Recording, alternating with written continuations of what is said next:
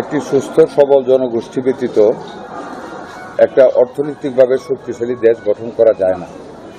আর সেই কারণে আমাদের নেতা গণপ্রজাতন্ত্রী বাংলাদেশ সরকারের মাননীয় প্রধানমন্ত্রী জনাব তারেক রহমান সাহেব স্বাস্থ্যসেবার উপর সর্বাধিক গুরুত্ব প্রদান করেছে।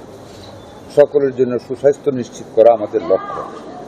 আমরা সকলের জন্য সুস্বাস্থ্য নিশ্চিত করার লক্ষ্যে মানুষের গোড় ধরে স্বাস্থ্যসেবা পৌঁছে দেওয়ার জন্য পরিশ্রম করে যাচ্ছে এবং বিদ্যমান পরিস্থিতিকে উন্নত করার লক্ষ্যে সকল জেলায় যাওয়ার চেষ্টা করতেছি। আজকে আপনাদের কাছে আসলাম, আপনারা আমার সাথে ছিলেন, আপনারা দেখেছেন। Optical brighter photo catalyst active granule সমৃদ্ধ বসুন্ধরা পাওয়ার ওয়াশ, ঝলমলে কাপড়ে ফুরফুরে মন। মানে ডাক্তার রোগীদের সাথে আলাপ করেছি, বিছনা দেখেছি, পাকঘর দেখেছি, বাথরুম দেখেছি। একটা জনসংখ্যার আধিক্যতার সাথে আমাদের ডাক্তারদের পরিমাণ অনেক কম। তার ভিতরে আমরা চেষ্টা করতেছি যাতে করে ডাক্তাররা পিউরিটি অ্যান্ড পিউনিটির সাথে যাতে নিজেদের দায়িত্বটা পালন করে। এখানে যা পেয়েছি, বেশিরভাগ ডাক্তার দেরিতে আসেন। আপনি যেটা বলেছেন, ডাক্তার প্রয়োজনের তুলনায় বিদ্যমান যে ডাক্তার অ্যালোকেট করা হয়েছে অর্গানোগ্রামে, তার চেয়ে ডাক্তারের পোস্টিং অনেক কম হয়েছে। এটা আমি দেখেছি, আমি নোট করে নিলাম। ইরেগুলারিটিস আছে, এটা আমি নোট করে নিলাম। অ্যান্টি র্যাবিস ভ্যাকসিন সম্বন্ধে আপনারা দেখেছেন একটি অনিয়ম পেয়েছি, আপনারা সেটাও জানেন। 2-3টা ক্লিনিক দেখেছি, ওইখানেও অনিয়ম আছে। ইউনো ম্যাডাম সাথে আছেন, কাগজপত্রগুলি অল্প সময় সব দেখা যায় নাই। এখানে আমরা যথাযথ আইনানুগ ব্যবস্থা নেব সবার বিরুদ্ধে। আরও যে ক্লিনিকগুলি আছে, আমরা আগেতেই সিভিল সার্জন অ্যান্ড ডিসি মহোদয়দের বলা আছে নিয়মিতভাবে ক্লিনিকগুলি ভিজিট করার জন্য, যেগুলো অনিয়ম পাওয়া যায় বিরুদ্ধে অ্যাকশন নেওয়ার জন্য। প্রয়োজন আমরা সিলগালা করে দিচ্ছি অনেক জায়গায়।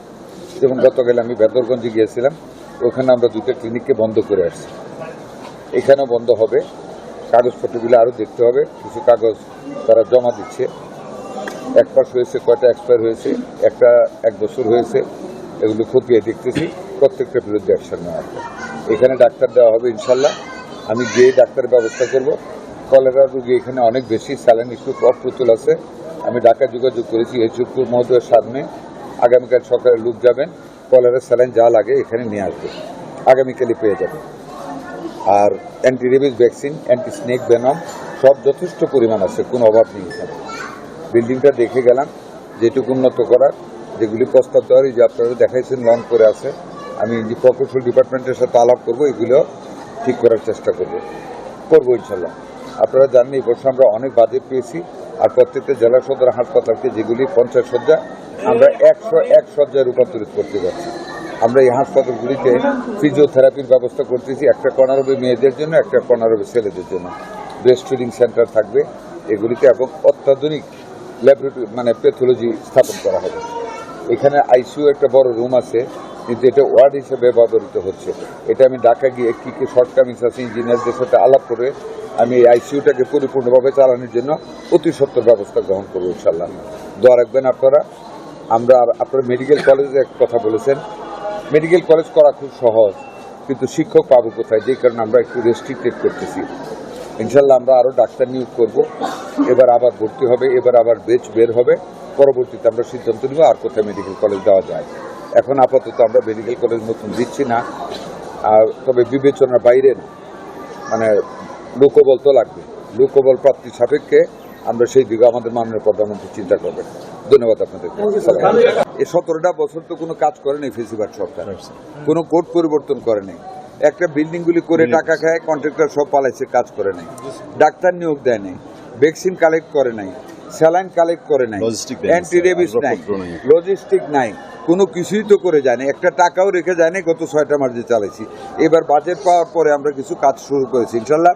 এবং এবার যে বাজেট দিয়েছে পরিপূর্ণভাবে আমরা অত্যন্ত সততার সাথে আমাদের নেতা বা জনাব তারেক রহমান মাননীয় প্রধানমন্ত্রীর নির্দেশ মতো, ওনার সহযোগিতায়, ওনার সাহস আমাদেরকে দিচ্ছেন কাজের জন্য, তার উপরে ভর করে আমরা বাজেটটাকে আমরা সম্পূর্ণরূপে জনস্বার্থে খরচ করার চেষ্টা করব সততার সাথে। আর যেটার কথা বলেছেন সাসপেনশন, এখান থেকে ইএচইউর নোট পাঠাতে হবে, উনি নোট পাঠাবেন, দেন আমরা বিধি মোতাবেক কাজ করব। তবে কোনো অসৎ লোককে ছাড় দেওয়া হবে না।